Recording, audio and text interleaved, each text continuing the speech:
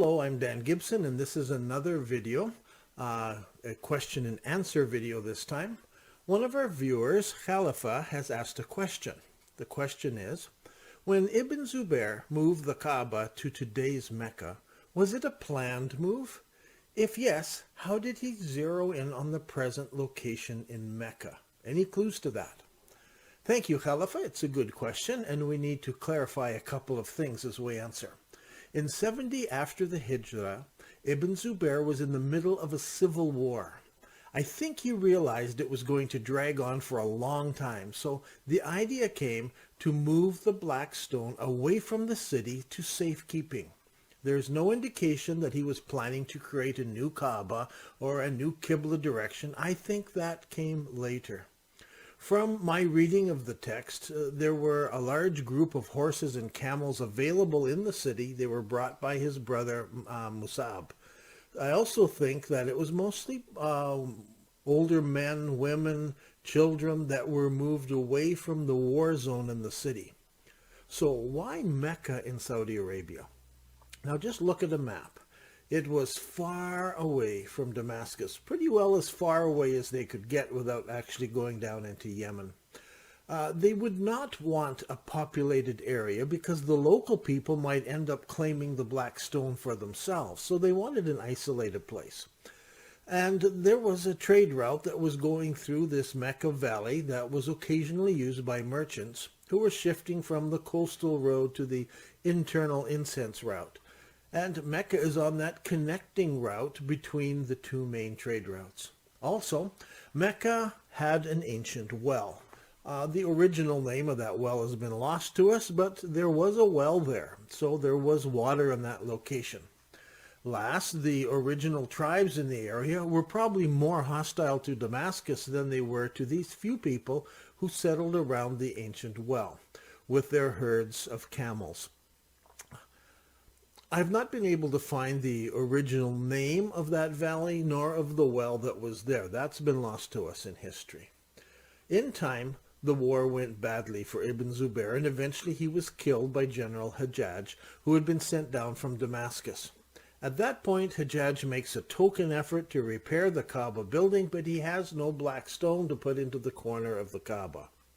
It's interesting to note that there are two instances in history around this time that people took oaths using the term "by the Lord of the corner and the station," rather than swearing by the Lord of the Black Stone. That indicates to me that the Black Stone was missing from the Kaaba building. It's just an idea. I have no absolute proof. Now, Khalifa asks a second question. Since Mecca of today, it's still in a very inhospitable location, how did they get so many people to move there, and where did they manage to procure water, food, etc.? It would not have been easy to get people to move from a big city like Petra to the desolate place like Mecca. That's the question. Again, it's a very good question, but there is an assumption in it. How did he get so many people to move? The issue here is how many people made the initial move and how many people came later and drifted down there over the years. As far as the initial move, it could have been quite a small number of people. Remember, their assignment was to take the Black Stone, which was not a huge stone. It could have been carried by a single camel. And they were to take it far away from the armies of Damascus and hide it in the desert.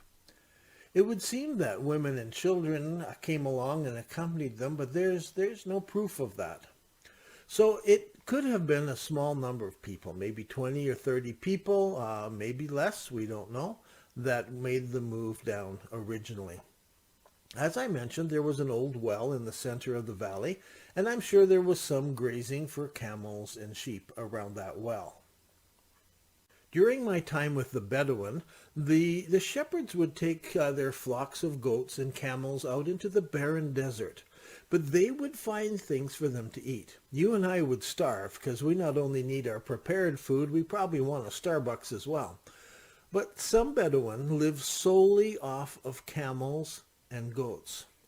So There are some green places in southern Saudi Arabia, so it would have been possible for them to travel to those places and to purchase some foodstuff from those regions. Only 100 kilometers away, there's a valley with some agriculture.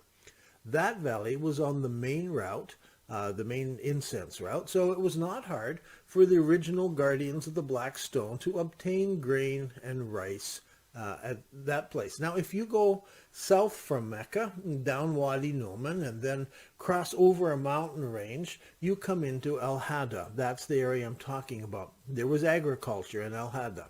Today, there's a highway that joins these two, and so it only takes about an hour's drive to go from one to the other. Then from Al-Hada, you can cross over the next mountain range, and you come to a very fertile place.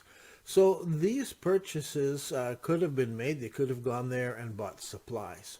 So that brings us to another interesting question.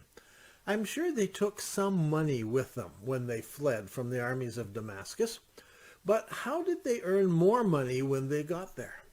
They may have had enough money for months, maybe even a year, maybe even 2 years. We don't know how much money they took with them, but eventually they needed a source of income. Now, you can imagine all of the gossip that took place in the surrounding areas around Mecca. The famous black rock that was, it's in a valley just over there. You can imagine that people came to see it, and they would, some would come and they would want to worship it, especially the pagans. Muslims would have come to touch it and to kiss it and to revere it. So from the very earliest time, right from when the rock was moved, I think people would start making journeys to Mecca, just the surrounding people, to the Black Stone. And so the local people in Mecca there with the stone, they'd have to provide food for them and housing for them, feeding them. And so people would come and need to buy what they needed. So commerce would have started quite soon after. Now, 8 years after the Black Stone was moved, the Kaaba building was built, and the area around it was called the Masjid al-Haram. Now, how do I know this? How do I know it was 8 years later? There are inscriptions written on the rocks just 60 kilometers from Mecca in the region of Huma al-Namur. These inscriptions have verses of the Quran, supplications asking for forgiveness, mercy, martyrdom, paradise, trust and belief in the Prophet Muhammad, and the sending of prayers and blessings on him. One inscription stands out as it contains the full Shahada, the testimony. It also tells us that that year the Masjid al-Haram was constructed. The inscription is clearly dated as 78 after the Hijra. So here we have an inscription, only 60 kilometers away, made by the people that lived in the area and saying Masjid al-Haram was built this year over there. So that was the year they decided to build Masjid al-Haram around the Black Rock. The date is written in stone. Masjid al-Haram was not built hundreds of years or 1,000 years before in Mecca. The date is written there.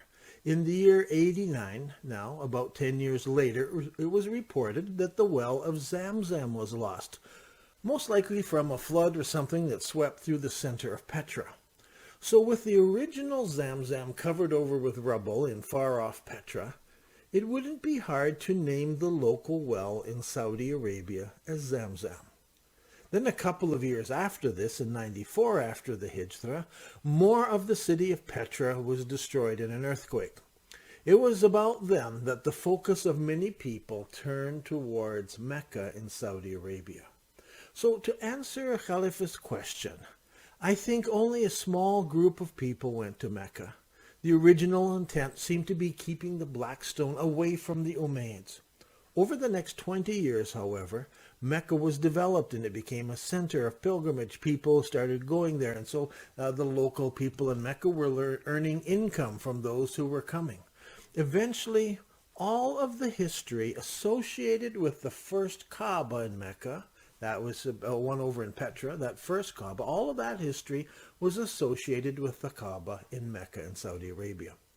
And later historians just spoke about one Mecca, and both histories merged as one in their minds. Those who held to the first Qibla were known as the traditionalists. Those who accepted the new Qiblas were known as reformers. Eventually, the reformers won out, and the original Kaaba building was totally forgotten. I hope this answers your question, Khalifa. Thank you for sending it in. I'm Dan Gibson, and this has been another question and answer video.